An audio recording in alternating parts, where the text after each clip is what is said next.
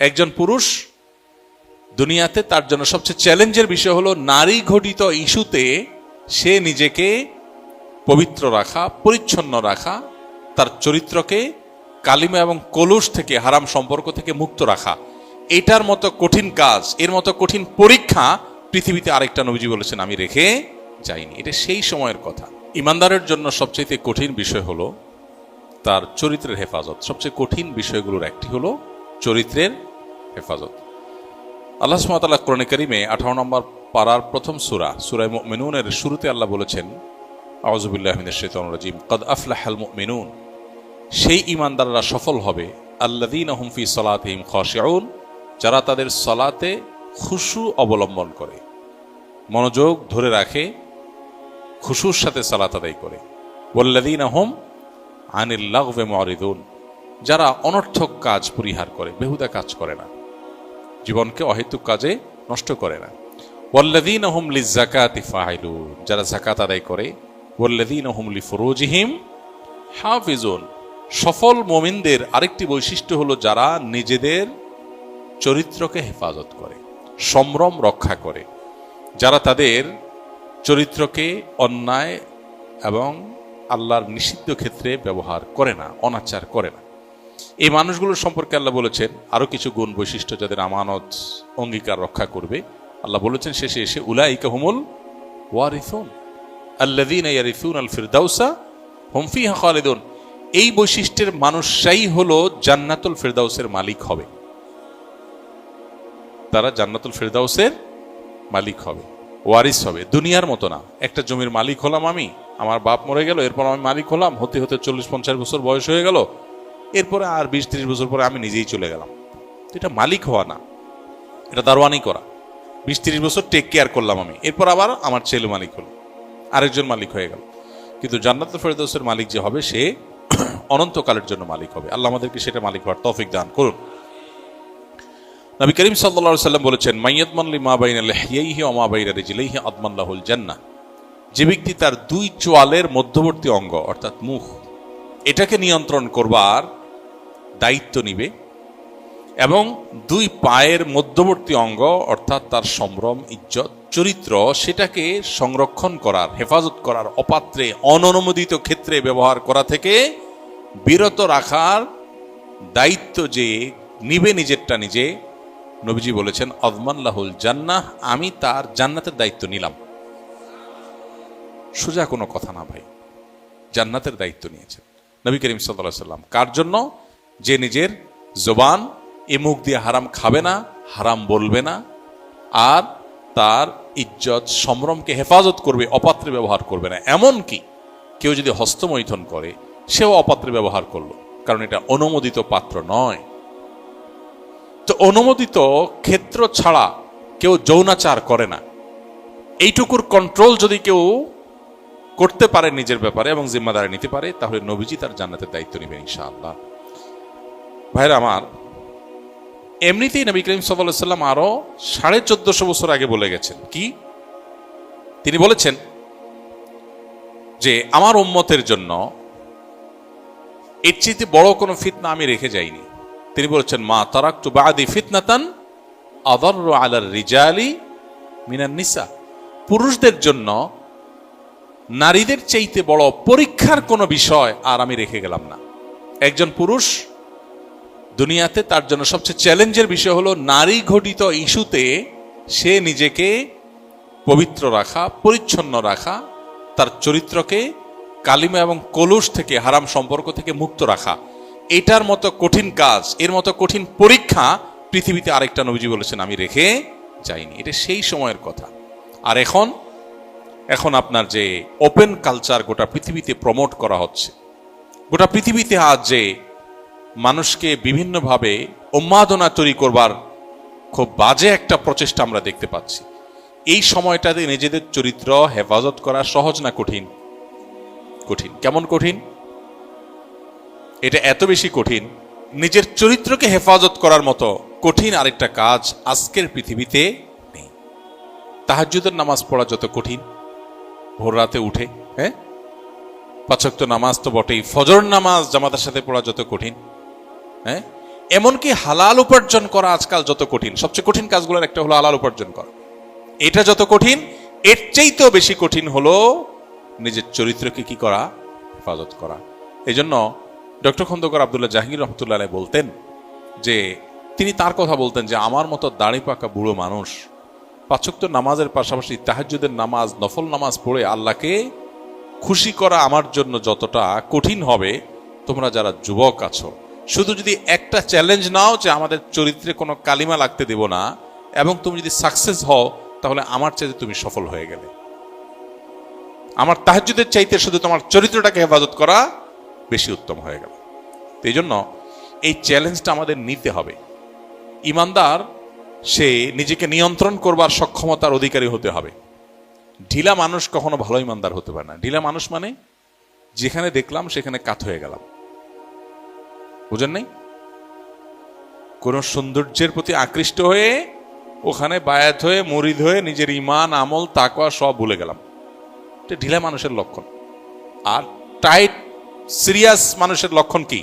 না, এটা আমার জন্য অনুমোদিত না, বিধায় আমি আমার নিজের নজরকে হেফাজত করব। আল্লাহ শিখিয়েছেন, কুল্লুল মুমিনিনা ইয়াগুদ্দু মিন আবসারিহিম ওয়া ইয়াহফাজু ফুরুজাহুম।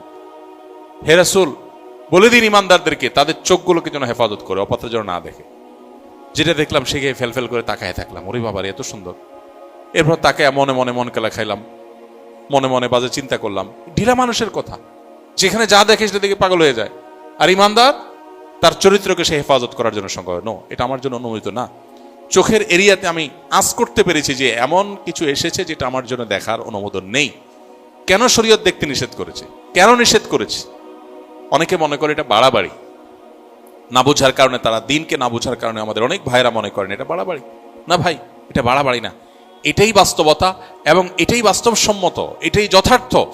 কারণ মানুষের চোখ হলো একটা দেশের যেরকম বর্ডার থাকে, মানুষের চোখ হলো মানুষের শরীরের বর্ডারগুলোর মধ্যে অন্যতম।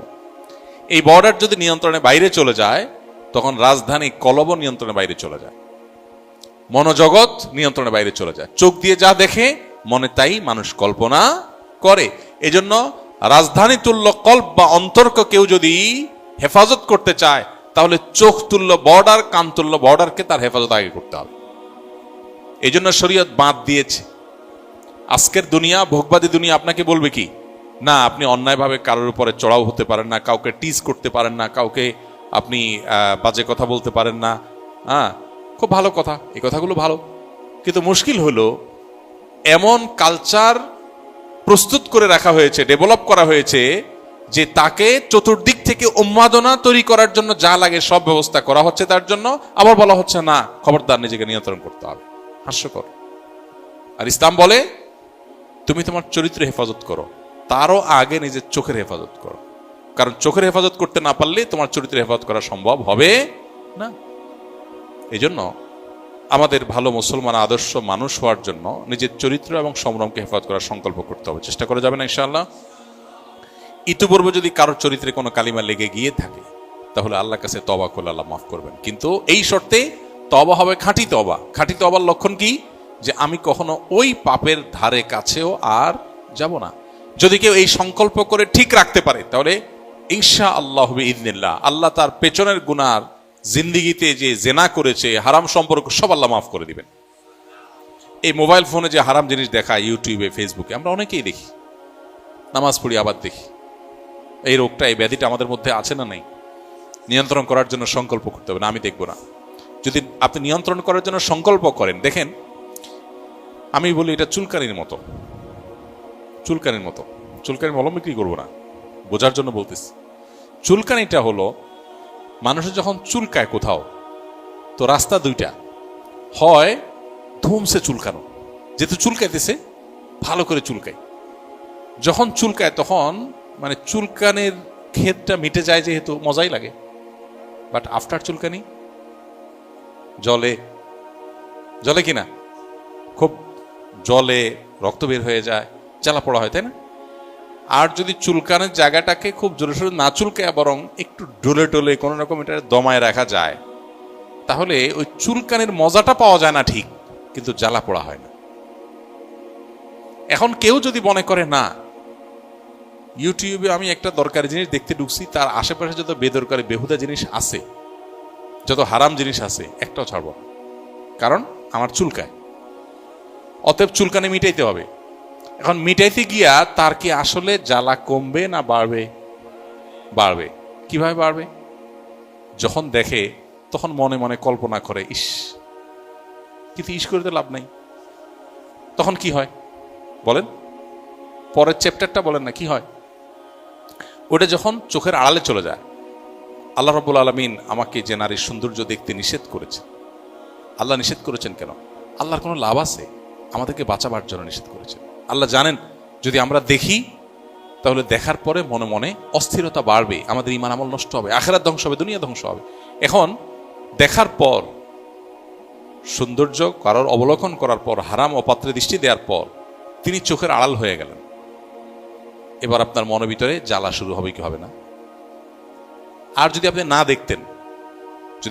দেখতেন, আঁচ করতে পেরেছেন যে এরকম কিছু চোখের দৃষ্টি সীমানার মধ্যে এসেছে, আমি দৃষ্টিকে অবনত করে ফেললাম। আল্লাহ বলেছেন, কুল্লিল মুমিনিনা ইয়াগুদ্দু মিন আবসারিহিম, ঈমানদার পুরুষদেরকে বলে দিন তারা যেন তাদের চোখকে অবনত করে। যদি আমি চোখটা অবনত করে ফেলি এবং তার দিকে আমি দৃষ্টিপাত যদি না করি, তাহলে কি হবে? ওই যে চুলকানির মতো, তখন একটু কষ্ট হবে, কিন্তু সাথে সাথে একটা হাদিস আছে, কেউ যদি হারাম পরনারীর দিকে দৃষ্টিপাত করবার সুযোগ পায়, এরপরে সে যদি না দেখে, আল্লাহ তাআলা তাকে সাথে সাথে একটা ঈমানের স্বাদ আস্বাদন করার তৌফিক দান করে। যদিও এই হাদিসে সনদকে মুহাদ্দিস অনেকে দায়ী বলেছেন, কিন্তু এটা পরীক্ষিত বিভিন্নভাবে যে যদি সাথে সাথে কেউ নিজের চরিত্রকে হেফাজত করে, তৎক্ষণাৎ এবং নগদ আল্লাহর পক্ষ থেকে যে নেয়ামতটা আসে সেটা হলো ঈমানের স্বাদ অন্তরে আস্বাদিত। অর্থাৎ সে যে হারাম এবং অপাত্রে দৃষ্টি করলো না, অপাত্রে যে দৃষ্টি করলো না, দিল না, এজন্য সাথে সাথে কিছুক্ষণ পর যখন তার চোখের আড়াল হয়ে যায় সে, তখন তার কাছে ভালো লাগা কাজ করে। আলহামদুলিল্লাহ, আমি আল্লাহর একটা নির্দেশ রক্ষা করতে পেরেছি। আল্লাহ আমাদেরকে তৌফিক দান করুন।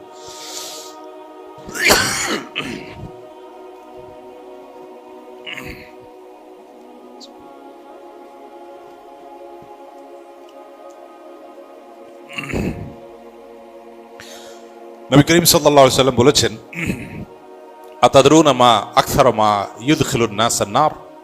ক্বালু আল্লাহু ওয়া রাসূলুহু আ'লাম। ক্বাল আল ফামু ওয়াল ফারাজ। নবীজি বলেছেন সাহাবীদেরকে, তোমরা কি জানো?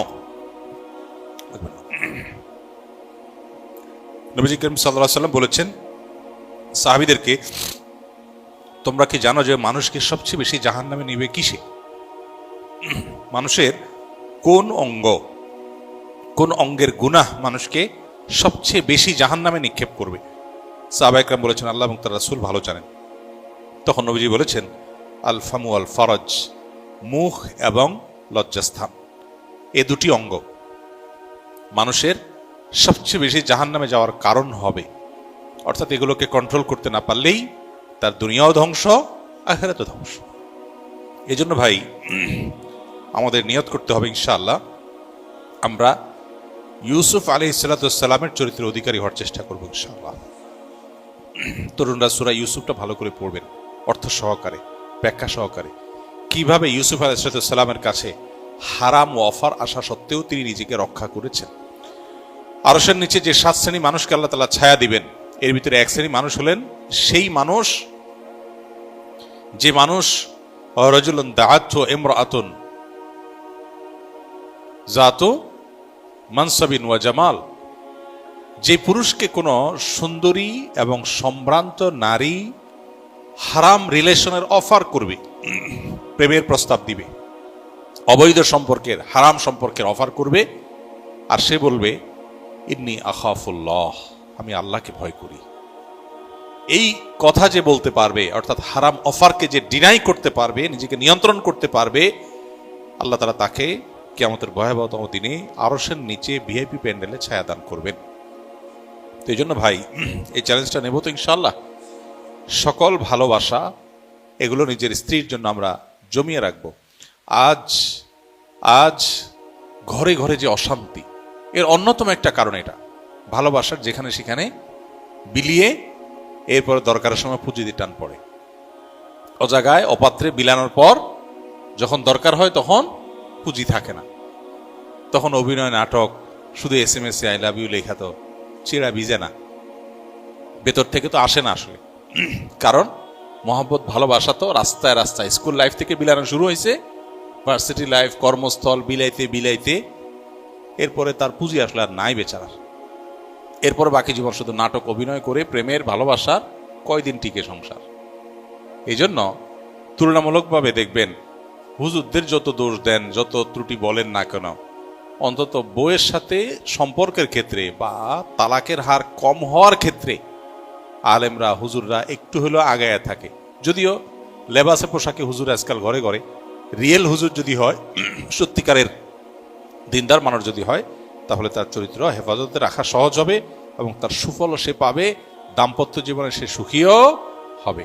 আল্লাহ আমাদের সে রিয়েল এবং সত্যিকার ভালো মানুষ হওয়ার তৌফিক দান করুন। তাহলে গায়ে গতরে ইমানদার হওয়ার পাশাপাশি, গায়ে গতরে মুসলমান হওয়ার পাশাপাশি আমাদের চরিত্রের দিক থেকে মুসলমান হয়ে ওঠার চ্যালেঞ্জ আমাদেরকে নিতে হবে। চেষ্টা করা যাবে না ইনশাআল্লাহ।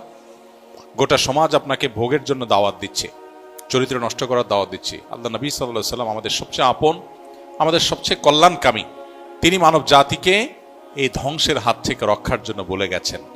আজ সেটা আমাদের কাছে বড় পানসে। আজ কোনো যুবকের যদি হারাম রিলেশন না থাকে, মনে করা হয় সে বোধহয় রিজেক্টেড, বাতিল, অচল, কেউ তাকে চয়েস করলো না, অথচ সেই হলো পিওর, আর বাকি সব ভেজাল। আল্লাহ আমাদের পিওর হওয়ার তৌফিক দান করুন।